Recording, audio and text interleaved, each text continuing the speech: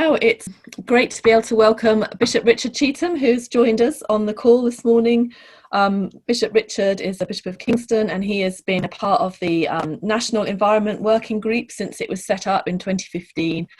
And he's also the co-director of Equipping Christian Leadership in an Age of Science. And I'm not going to say any more because I think he will tell you the things that he feels is salient for us to know. So thank you for joining us this morning, Bishop Richard. Over to you. Thank you, Jo, and huge thanks to you and Catherine and everyone in the conference for the invitation to be able to share a few thoughts on the power of stories, which I think is a tremendous theme to have for today.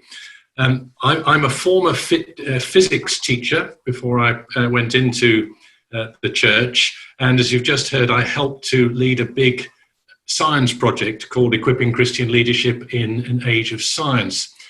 And one of the things I'm really aware of is the power of stories in communication. If you think, for example, those of you who've got a science background might listen occasionally to the programme The Life Scientific, where interesting ideas are communicated through someone's life story in science. And there was a very good programme just this week on the World Service about the story of the eradication of smallpox. So if you were to do simply the sciencey stuff, you'd probably lose people's interest quite quickly. If you tell it through a story, then it communicates very powerfully.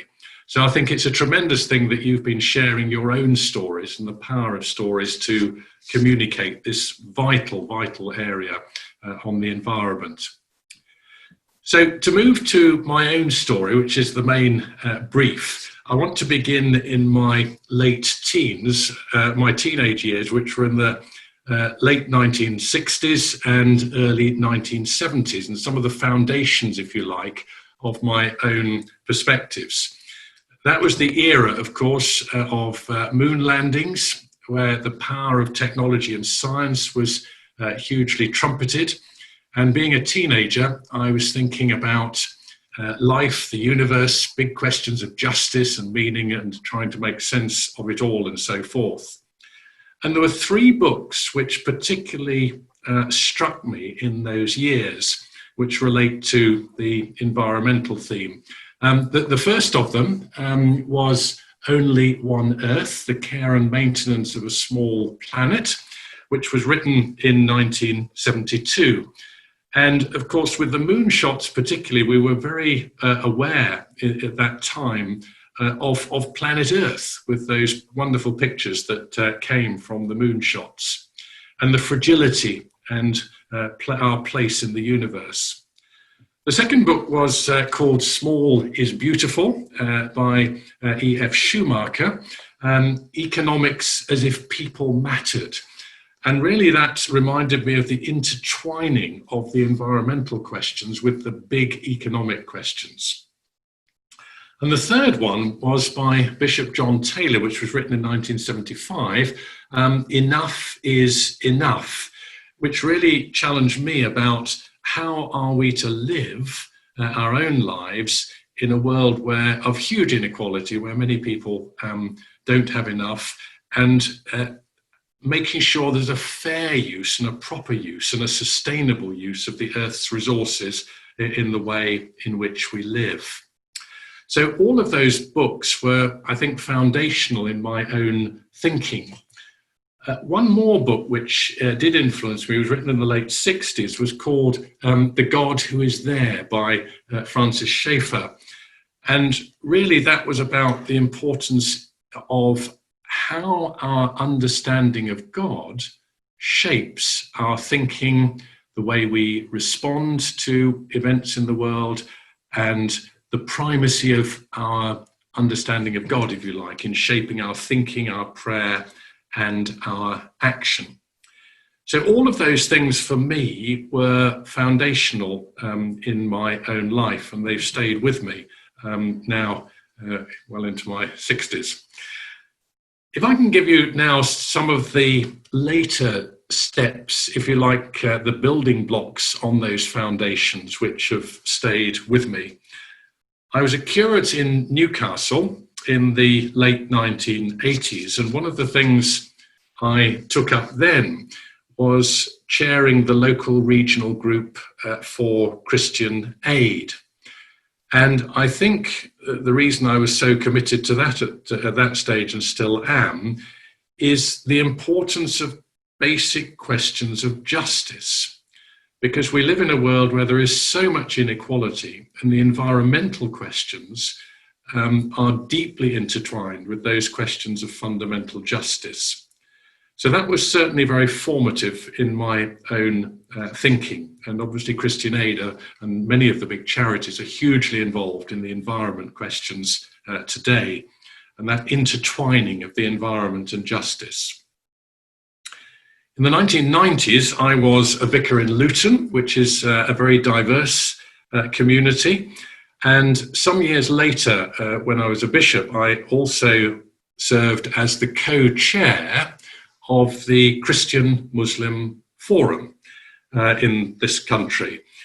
And that cemented in me the importance of an interfaith approach to environmental questions. And I think there's a huge opportunity to engage, and I know many people do, right across the spectrum of beliefs on these huge issues which face the planet. One of the events when I was chairing the Christian Muslim Forum, which stuck in my mind, was an event which had some Christian young people and some Muslim young people in Lambeth Palace, all talking together about big issues of the environment. And it was really good to see how that brought a real togetherness on that. Since 2002, I've served as Bishop of Kingston, a big chunk of London between Kingston and Waterloo. It's a very varied area. It's a huge privilege to serve here. And there are some elements of my experience here which I think are part of my story. One is the fact that it's a very varied area, hugely diverse, ethnically, economically, religiously, and so forth. We also happen to have the Church of William Wilberforce at Holy Trinity Clapham in the middle of the area. So all the issues about justice, about racial justice, and so forth, are that the environment questions affect absolutely everyone. Whoever you are, whatever your background, they affect absolutely everyone. Another big institution that sits in the Kingston Episcopal area is Kew Gardens, and I've had the privilege of a number of visits there and seen their hugely important work on biodiversity.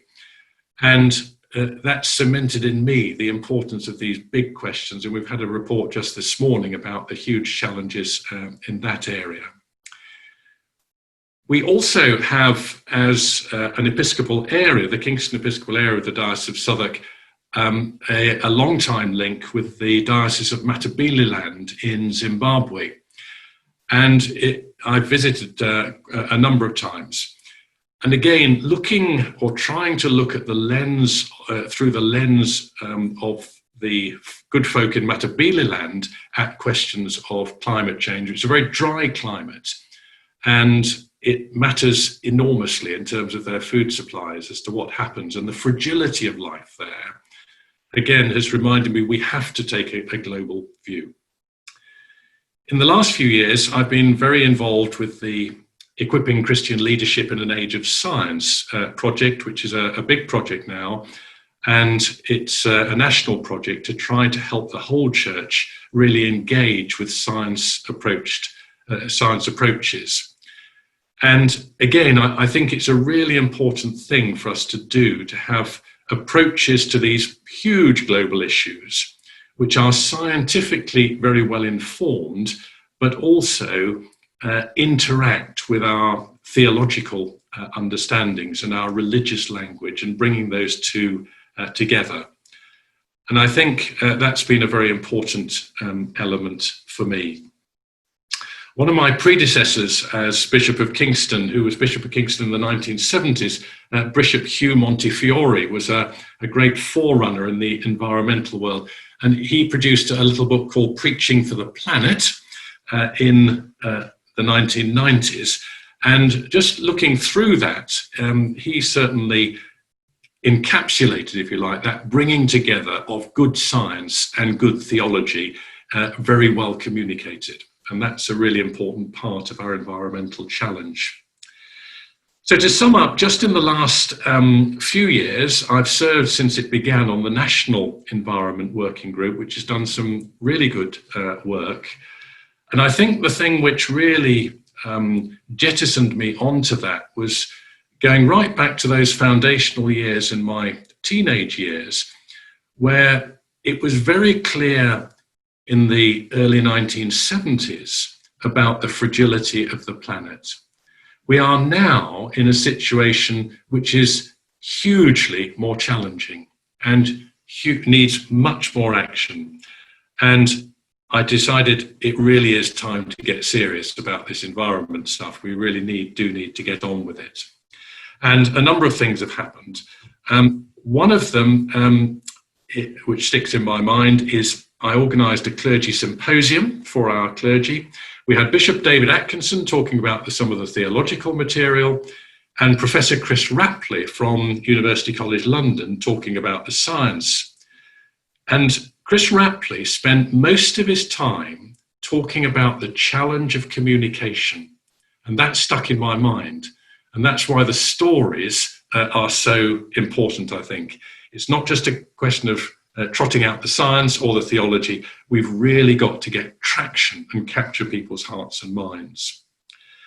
In the National Environment Group, I produced a very short paper quite early on in its life, which emphasised the importance of trying to get the theology right. And I've given quite a few talks under the heading of "Your Gospel is Too Small." And builds on the idea that if we look at our basic understanding of the Christian faith through the lens of the environment, we get a much deeper understanding of how God was at work in Christ reconciling all things. And it has that global, that cosmic perspective.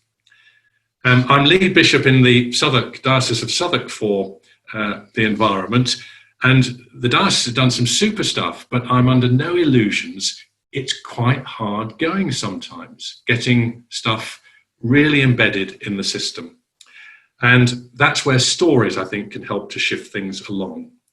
And just to finish, I'm at a stage of life, we're in the midst of a pandemic. I think that is shaping all of our perspectives at the moment in our own stories. I happen to be at a stage in life where I have the pleasure of grandchildren, and therefore the question of the legacy of all this, what did I do in my lifetime to try to shape the resources of our planet and how we deal with them, and the environment questions is really important. So I think it is really important that we communicate well, and stories do that. And I hope very much that all of what you're doing in the various dioceses across the country will capture something of your own stories as you seek to communicate. So that's a little bit of mine, and I think I've probably used up my time now, Joe. So thank you very much for the opportunity to share in that. And my prayers will be very much with all the work that's going on nationally, internationally, and across all of our dioceses as we move forward. Thank you. Thank you very much. That's great. We are going to have a break in a moment, but just before you go, Bishop Richard, we're going to be really cheeky and just ask you a quick question now. We're talking about how we capture people and bring them on the journey with us, but could you just share an insight on how we might do that with our bishops? How do we engage with other bishops? That's a very good question. How to get bishops' imagination. Yeah, I think one of the things is there are so many different challenges facing the church at the moment. And certainly in my own ministry, I've tried really hard to try to focus on what I think are the really big, if you like, missiological challenges of our time. And the environmental question, the climate change question, is massively one of those. So I think one of the ways of getting traction, I think, crudely speaking, I think all through my ministry, there's been a huge emphasis in the Church of England on moving to from what might be called a kind of maintenance mode of mission, of a being church, into a mission mode. And we've had wave after wave of initiatives, pretty much since I was ordained in the late 80s, all of which were about church plants. We looked at the numbers of people engaged in church. Now, my fundamental view is that we will only get real traction if we have a way of presenting Christian faith to this generation, which really does embrace all these big questions of justice and the environment integrally in our understanding of what it means to tell the good news of Christ into what might be called the climate change generation, or it might be called the pandemic, the COVID generation. If we are to speak well and to communicate well into that, and I believe it's at the heart of our understanding of the Christian gospel. You don't have to go far in the Bible to find stuff that will reinforce that. And so that business about your gospel is too small, I'm serious about that. And I think one of the ways of capturing bishops is to say, if we are to have real impact across this country in a world where so many people are disconnected from Christian faith, we must have an expression of the gospel which is not just about individual piety and relationship with Christ. That's important, but it's so much bigger than that. So get that theological frame right. Sorry, that's rather a long answer to a very good question. No, that's great. That's really helpful. Thank you very much. It's been lovely to have you. Thank you for joining us. It's a pleasure. Thank you.